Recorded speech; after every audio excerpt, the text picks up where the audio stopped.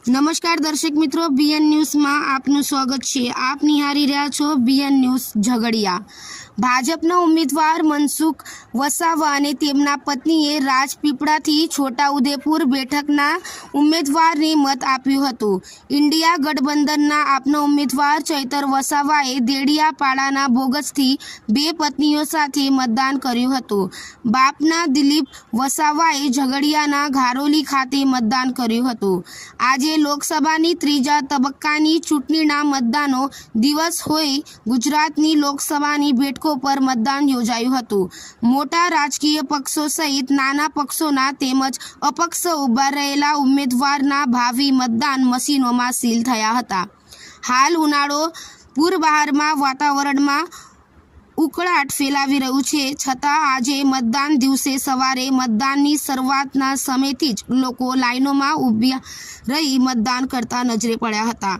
લોકશાહીનું મહાપર્વ ગણાતી લોકસભાની ચૂંટણીને લઈને આજે ભરૂચ જિલ્લામાં ગામે ગામ મતદારોમાં મતદાનને લઈને ઉત્સાહ જોવા મળ્યું હતું। જિલ્લાના અન્ય વિસ્તારોની જેમ ઝઘડિયા તાલુકા સહિત સમગ્ર ઝઘડિયા વિધાનસભા વિસ્તારમાં લોકોમાં મતદાન બાબતે ઉત્સાહ જોવા મળ્યું હતું। કેટલાક સ્થળોએ મોટી ઉંમરના વૃદ્ધ નાગરિકો પણ પરિવારજનોના સહારાથી પોતાની મતદાનની ફરજ પૂરી કરવા આવ્યા હતા। જ્યારે ઉમરલા ગામે જેના હાલ લગ્ન થવાના છે અને પીઠી ચોળેલ છે તે પણ યુકે પણ મતદાન મથકે આવીને લોકશાહીના મહાપર્વને ઉજવ્યું હતું। Reporter Malek Sirajuddin, BN news Jhagadia. પૂરી દુનિયામાં આંગળીના ટેરવે ગણી શકાય એટલા દેશોમાં જ લોકશાહી છે, ત્યારે ભારત દેશ એક વિશાળ લોકશાહી દેશ છે અને ભારત દેશના તમામ પુખ્ત વયના નાગરિકોને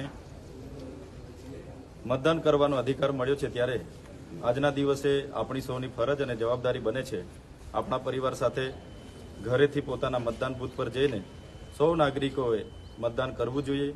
તમારો એક મત દેશના નિર્માણ માટે જરૂરી હોય એટલે તમામ લોકોને અપીલ કરું છું કે આ મતાધિકારનો ઉપયોગ કરીને દેશના નિર્માણમાં પોતે સહભાગી બને અને આ પર્વોને સૌ ઉજવણી કરે।